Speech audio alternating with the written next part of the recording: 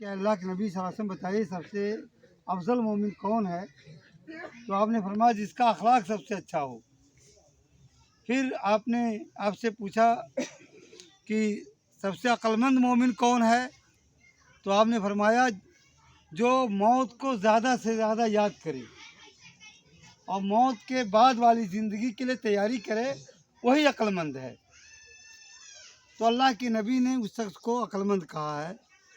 ہم اور آپ اپنے بارے میں غور کریں کہ ہم عقلمند ہیں یا نہیں، ہم موت کو یاد کرتے ہیں یا نہیں، موت کے بعد والی زندگی کے لیے ہم تیاری کرتے ہیں کہ نہیں۔ اگر کرتے ہیں تو الحمدللہ، دعا کیجئے کہ رب العالمین اسے قبول فرمائے، اور اگر ہم غافل ہیں تو ہمیں چاہیے کہ اللہ کے حضور عزت و انکساری کے ساتھ اپنی کوتاہیوں پر شرمندہ ہو کر کے توبہ استغفار کریں۔ اور یہ قبر بہت ہی عبرتناک جگہ ہے، ہمیں اس قبر سے نصیحت حاصل کرنے کی ضرورت ہے۔ اللہ کے نبی صلی اللہ علیہ وسلم کا فرمان ہے کہ یہ قبر یا تو کسی کے لیے جنت کا باغیچوں میں سے کوئی باغیچہ ہوگا یا جہنم کے گڈھوں میں سے گڈھا ہوگا۔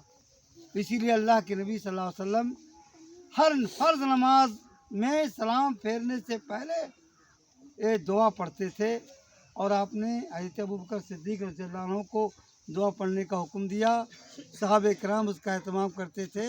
وہ کیا ہے؟ اللہم انی اعوذ بک من عذاب القبر، اللہ میں تیری پناہ مانگتا ہوں قبر کے عذاب سے، وہ عذاب جہنم، جہنم کے عذاب سے، وہ فتنۃ المحیا فتنۃ الممات، اور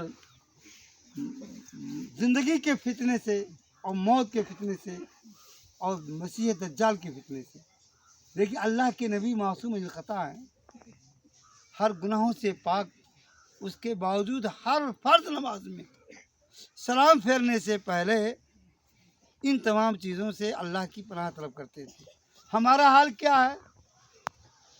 ہم سرے سے نماز ہی نہیں پڑھتے، نماز سے کوسوں دور ہیں، نماز کا اہتمام نہیں کرتے۔ جو عقیدے توحید کے بعد سب سے اہم عبادت نماز ہے، اسی سے ہم غافل ہیں۔ اللہ سے ہمارا رشتہ ٹوٹا ہے، مسجد سے ہمارا رشتہ ٹوٹا ہے، اور معاملات میں ہم کچے ہیں، فرائض کی ادائیگی میں کوتاہ ہیں۔ کون سی کمی ہمارے اندر نہیں ہے؟ میرے بھائیو، ضرورت اس بات کی ہے کہ اس دن کے لیے، اس قبر کے لیے اپنے آپ کو تیار کیجیے، تاکہ جب ہمارے پاس فرشتہ آئے تو وہ یہ کہے یا ایھا النفس المطمئنہ ارجعی الی ربک راضیۃ مرضیہ، جنت کے فرشتہ آپ کے استقبال کے لیے آئے۔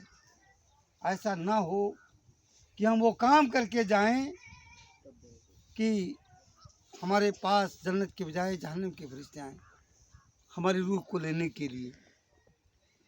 اسی لیے ہم سب لوگ اپنی اصلاح کریں، اور اپنے خاص طور سے عقیدے کی اصلاح کریں، شرک کو سمجھنے کی کوشش کریں، شرک سے اپنے دامن کو پاک و صاف رکھیں، اور ایک اللہ کی عبادت میں لگے رہیں، ایک دوسرے کو حقوق کو سمجھیں، اس کو ادا کرتے رہیں، اور ہمیشہ اللہ سے دعا کریں کہ رب العالمین ہم سب کا خاتمہ ایمان پر فرمائے۔ ہماری روح جب نکلے تو ہماری زبان پر لا الہ الا اللہ جاری و ساری رہے۔ اور ایک بات جو عام طور سے ہمارے یہاں عام ہوتی جا رہی ہے کہ لوگ جنازے کے انتظار میں تو گھنٹوں کھڑے رہتے ہیں، لیکن جیسے ہی مٹی دیا فوراً بھاگ کھڑے ہوتے ہیں۔ دعا میں شریک ہو کر کے، میت کے لیے ثابت قدمی کی دعا کر کے ہی ہمیں واپس جانا چاہیے، اور اس میں ہمارے لیے خیر ہے، ہمارے لیے بہتری ہے۔ اللہ سے دعا ہے کہ رب العالمین